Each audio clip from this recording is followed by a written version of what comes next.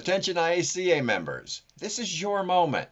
The Innovative Ideas Forum gave you the chance to submit motions to help shape the future of the association. Now it's time to vote. Voting is open now through Thursday, May 29th, 2025, and every motion needs 735 votes in favor to pass. That's a big goal, but real change starts with you. So cast your vote, spread the word, and spark change in the IACA. Check out the show notes for a link to the ballot. Don't miss your chance to make a difference. Vote today. Welcome to Analyst Talk with Jason Elder. It's like coffee with an analyst, or it could be whiskey with an analyst reading a spreadsheet, linking crime events, identifying a series, and getting the latest scoop on association news and training. So please don't beat that analyst and join us as we define the law enforcement analysis profession one episode at a time. How we doing, analyst? Jason Elder here with another LEA podcast deep dive. Before you leap, and with me from TPG Analytics, Randy Stickley. Randy, how we doing? Good, Jason. Good. How about you, bud? I am doing well. It's been a little bit of a rough week. I got a little under the weather. I hurt myself playing soccer with the kids. Old man Elder feels like his leg's gonna fall off the hip. Hey, man, listen, I feel you. Once I tore my calf once, and that was absolute hell. Yeah. I can walk straight perfectly fine, but if I have to do anything like left or right, it's not a good situation. Directionality is questionable. Oh, man. All right. So before you leap, you should what today? Remember self-preservation. I know that sounds a little vague and ambiguous, but it begs to be said. I know last time we talked, there was a lot of discussion that we had about how we utilize our critical thinking skills, not only in our own projects and our own analyses and assessments, but it's been a motif of mine to really showcase that this is a skill that transcends just the projects. We talked about them being used in collaborations and partnerships, navigating potential minefield conversations in your shops. But there is this prevailing trend right now, and I know there's a lot of craziness going on with what's going on across the globe, in our country, and what have you. But a lot of folks have this perception within their jobs, and this happens to everybody. It's not just the greenhorn professional. I know folks that have been at this for 20, 30 years that are facing the issue of, oh, wow, I'm facing adversity, I'm facing pushback, I'm facing some kind of degradation of an operation, and I'm taking it to heart. At the end of the day, they think that the seat that they occupy from 9 to 5 or whenever your set schedule is ultimately their identity. So if any kind of perceived hardship or any kind of hiccups happen along the way, they take that as a very large personal affront. And for a lot of folks, they don't understand that they can't take that home with them. They shouldn't take that home with them. That's not a healthy mentality to operate in. But to be that devoted and that's in the weeds with what you're working on professionally, you can't help but be passionate about it and have it in your mind's eye, so to speak. I've had this happen many times in my career. Twice I've burnt out because of it, because I dumped so much into it. And I think what I'm doing is so paramount and in the realm of importance that if something happens at work, it just attacks me as Randy Stickley. That my identity wasn't forged until I took my first steps on the path of intelligence analysis. And I think we all know that's not the case. I go to conferences, I go to meetings with folks, and I've had to be really cognizant now. I mean, kind of shocker, Jason. You and I've had these talks plenty of times, and we've met interpersonally, but I do take a lot of this to heart, and I do have those moments where I'm really down on myself because, wow, something that happened at work is a reflection on me as a person. But that's not it. I'm still the loud and kind of ornery dude from West Virginia that now happens to live in Northern Virginia. So one of those things that we talked about was taking a step back, removing yourself from it, and truly being objective, which is really hard for folks to do. We said this all the time, especially if it's something that hits so close to home for folks as interweaving you as a person with the identity of the position. But taking a step back and realizing that there have been thousands of analytical professionals, investigative professionals before me. And if I decided to hang up the gun, so to speak, and step away for a minute, get a little mental reprieve, or take stock of my own mental sanity, the profession's not going to stop. That ultimately you are not the linchpin that's going to unravel everything or keep the profession completely staunch and ironclad, so to speak. Yeah, in the law enforcement analysis world, there's so many different tasks and assignments and responsibilities, roles, that in terms of this topic, it is different. It can hit different people differently. As you're talking, I'm thinking through, well, if you're doing case support on a case and helping with the investigation, and there's this level of urgency with the case, that puts added pressure on your task, and that puts added pressure on the analyst. If you're dealing with crime stat reports, not that that can't be stressful, but it's just not at the same level as the urgency you might feel on supporting an investigation, or a threat for that matter, on the intelligence side. If there's a threat or something that you are working on where time is of the essence, that's a different level than working a project that, okay, it's going to be here when I get here tomorrow.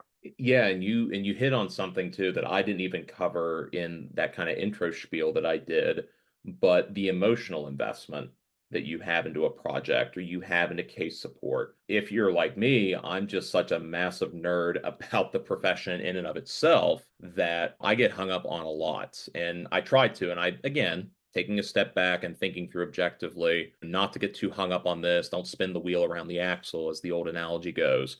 But talk about those folks that quite honestly get into some very somber and very dark places in investigations. You talk about people that do child crimes, human trafficking, or any kind of sex crime. I mean, that's heavy stuff. Mm-hmm. And there are statistics out there, and I can't pull them off the cuff right now, but I'm sure there's a lot that many of the folks in the audience can read where there are those emotional implications for not just the operators, the badges, the guns that are in the field, but the folks that have to sift through all the data and sift through all of the pieces of information to, hopefully catch whatever monster or network of monsters is doing this. And it does become something that you wear emotionally. So you interweave not only that importance that you feel about yourself and the role and conflating your identities, but then also that emotional investment.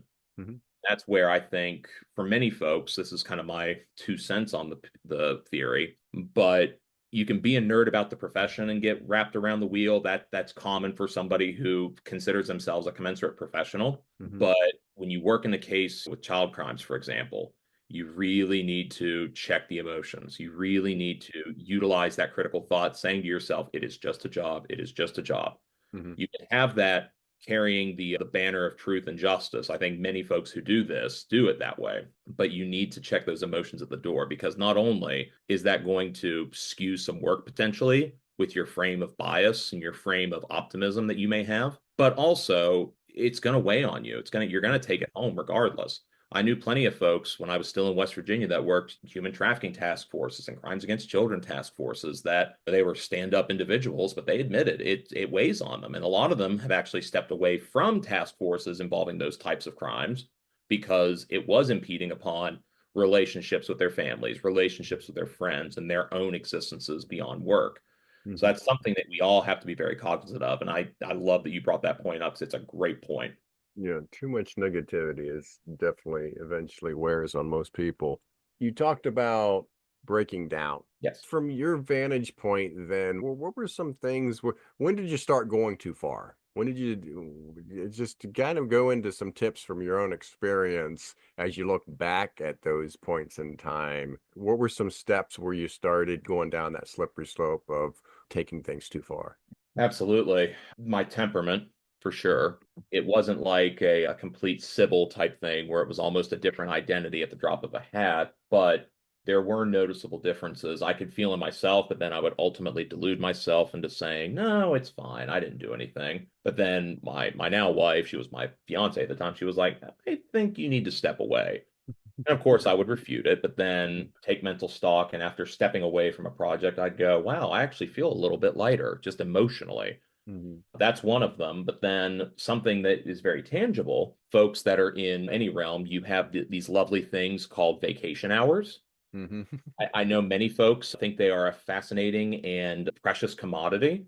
Well, Mhm. they're not so precious in the fact that they're rare, but they are precious in that they are just that vacation time. Mhm. I know some folks, maybe their shops are tied up and they have short manpower. That's kind of a epitaph that many folks carry because ultimately that is a problem in this country. Mhm. But those times are times for you to recharge, refresh yourself, and ultimately to give yourself moments of levity with those that you love or those that you actually enjoy being around. And for many, they say, well, how does that work critically? I always say it, step away and come back with a clear mind. You'll start seeing things a little bit more from an objective vantage point that you're not so emotionally invested. Do it with vacation. I find myself, I don't know if you do this, Jason, but when I started using more vacation time and more time away from the office, I actually find like the last day of a vacation or the last day before I go back in, I'm not like many folks where I stress and worry about the 4,000 emails that are in the inbox, Mhm. but I start thinking about, okay, I left something off a week ago when I went on this vacation. And it kind of gives me a reinvigorated sense and a kind of renewed rejuvenation, if you will, about attacking a project or attacking a problem that the team, while I was away, were still working on it. But then when I come back, I'm like, hey, what if we approached it from this angle as opposed to the drill bit that we keep chewing up on this particular diamond mine wall? And ultimately, that does work. It's not 100% a guarantee that it's going to be a success in the investigation or whatever endeavor that you're focusing on. But it for you, that mental tax is lessened, and you're able to do your job more efficiently and more critically because you had that sense of self-preservation. And those are just two things that I noticed. Some folks they may see I would get a little sleepy here and there, but some folks find they're fatigued more and they feel kind of like it's a slog going through work. I read a comment on LinkedIn, it was earlier this week actually, that even a dream job still feels like a job sometimes. And that's 100% true. I mean, I love where I'm working right now. I absolutely love my mission right now. But even still, I have days where I'm like, "Ooh, I cannot wait to step away from my desk." Not because Right. of the workload, just because I can feel the mounting tension and the mounting mental tax of just so much in that I'm getting invested in.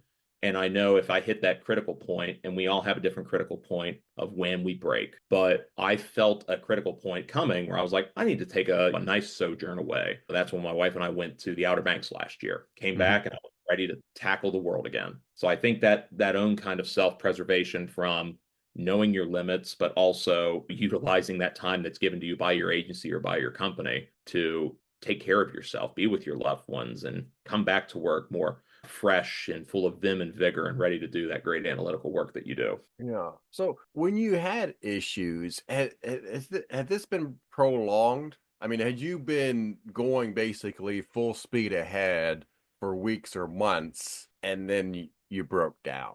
Oh, Or was it absolutely. just one of those things that it's just like in 1 week I went from 0 to 70 and I broke down? No, it was definitely a mounting thing. It was prolonged. The first time it happened, it was because it was my first analytics shop, and that was my first exposure to, regardless of how much time I have to myself, stuff in the AOR that I was responsible for still pops off. I mean, my first AOR of coverage was Libya. So that was post the Gaddafi ouster and the growth of all of the militant groups and a bunch of other dynamics I'm not going to go down the rabbit hole of, but it all popped off constantly. And I felt, my God, I'm failing my position. I'm failing this job by not knowing what's going on every second of every day. And that carried on for the 3 years I did that. And then when I went into the next realm where I had to do it, but not only on the one scale, but now globally, and the world never sleeps. I mean, let's just face it, there's always a problem somewhere. And again, I tied my identity to that role, to that mission, and it just started to burn me. And that's when I started getting a little agitated. It's when I started getting a little fatigued and I started not using those vacation days wisely. And, I hit that point, had a very lovely series of conversations with some loved ones that they had realized it, but they weren't sure if I knew it was happening. So having that support system where folks are willing to talk to you about it actually helps with some of those critical aspects, because now that you see someone's approached you about it, now mentally you're going to take a diagnostic and go, okay, I've now seen points A, B, C, and now I know to avoid them with solutions X, Y, Z. Yeah. So, and man, this is there's a lot to this. This is going to be a hard one to keep as a quick conversation. I feel that there's a lot to the fact of you talked about failure, and there's that failure can be a feeling, Yes. right? And no one's telling you you're failing. Yep. I mean, you might have situations where someone told you failed, or you actually did fail if there was a test or whatever it is. But I think what we're talking about here is either there's a feeling of failure or there's a fear of failure. Yes. That is something that is really difficult to wrap your head around. And I think that feeds into so much anxiety on this topic. It's your own mental processing that gets you through. But as you mentioned, when you're fresh, you can handle adversity, and those negative thoughts don't creep in, or may not have as big as impact on you when you're fresh. But when you start wearing down, when these things go on for weeks or months, that slowly creeps in and has a bigger impact on you. Absolutely. And I know I'm right there with you. I think this could be a very deep conversation, but it's one of those types of things. And I think back to something my dad told me, and the initial face value of it doesn't really make much sense here, but he always said the worst someone can say is no in a situation. And the older I've gotten and the more seasoned I've gotten into this field, I now understand that there is always going to be a potential for failure. There's always going to be, maybe not necessarily like you said, like you as the professional failed to do something, but maybe an end result isn't going to show up, or maybe you didn't get the desired analytic outcome based on the data or the information. That's fine, but it's not a reflection on you. And a lot of folks worry about that hesitancy of failure, or worry about that, and it clouds their judgment. And now they're ultimately doing, I like to say it's the inverse of your fair weather bias. It's a Johnny Raincloud bias now, where ultimately you think everything you're doing is setting up for failure. But if you accept the fact that, like my dad said, the worst someone can say is no, the worst that you can do is this project just didn't have the right optics or reticle, it's totally fine. It happens. Even the best and brightest in this field have been wrong before. That's why when we make assessments, so when we do analysis, we don't say 100% certainty, because ultimately when you say something's 100% certain, if it is one iota off that optic you thought it was in, then it's automatically 100% incorrect with that 1% difference. So I definitely take something that he said to heart when I was a kid. And at that time I was like, yeah, whatever. But now I've done this long enough. It's like, yeah, you know what? The worst someone can say is no. The worst you can do is possibly miss the plot on one thing. It's not the unraveling. It's not the loss of you as a professional or you and your identity. You need to separate those two, take a step back, and honestly think critically about where you are and what your standing is there. Yeah, I think so. What happens a lot of times is we don't see it until after the fact. We don't see the boil over until it's too late in a lot of times. But I think that gets to another point I want to make sure that we make here, is we're going to have to wrap this up here. You talked about, hey, boiling over, I need a vacation. You can't take a vacation every time things get tough. There's the day-to-day where you have to realize that working 10, 12, 14 hours in a day, especially when you're doing critical thinking, your mind's going to wear out if you're doing that type of high-end critical thinking for hours and hours and hours into the evening. So taking those breaks, getting a different perspective, talking about something other than the topic really goes a long way. Absolutely. And again, that's that whole self-preservation thing. You're not the role. You're not just the analyst. You're your own person, and be your own person. Yeah. I don't know what this says about me, but I've never had a problem turning it off. Like when I'm at home. No, that's good. When I go home, I'm like, I'm at home. I mean, every once in a while there'll be something that hits me at work, or when I was at the police department, there would be something that lingers. Not that it never happened, but it was like it was like, okay, I've done my day. I'm going home. I'm gonna go do something else. And maybe that's why I don't really get into like watching crime shows, and I didn't watch crime shows when I was an analyst. I was like, okay, I've done this all day long, and the last thing I want to do is watch more the cop shows or have more cop content. Right. So, well, hey, Randy, as I said, I don't know, we might have to revisit this. For those listeners there, I mean, just any feedback would be great. So if you're listening to this and you either face this yourself and want to share a little bit of your story, or you have suggestions that can help other analysts, email us at leapodcasts@gmail.com. All right, Randy, as always, appreciate the time and perspective. I think you said it in the beginning, but let's just do it because it's a tradition now. Before you leap, you should what? You should always remember your self-preservation. All right, very good. All right, you take care and be safe. Thank you, you too, bud. Thank you for making it to the end of another episode of Analyst Talk with Jason Elder. You can show your support by sharing this and other episodes found on our website at www.leapodcasts.com. If you have a topic you would like us to cover or have a suggestion for our next guest, please send us an email at leapodcasts@gmail.com. Till next time, analysts, keep talking.